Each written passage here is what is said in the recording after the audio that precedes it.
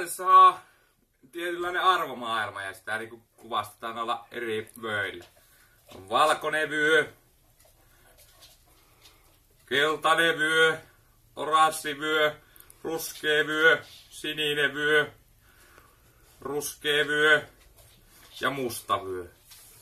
Sitten noissa vyöissäkin on niin erilaisia, niin mustassa vyössä on niinku danit on siellä, että on yhden danin vyö, eikä minkään biledanin, 2 danin vyö ja niin edespäin.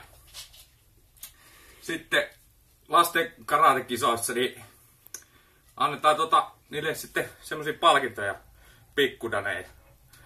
Niitä sanotaan unikeiksi. Minun mielestä kovuudessa niin ei pitäisi olla kyllä mitään arvoasteikoita. Ja ruualla ei saa leikkiä.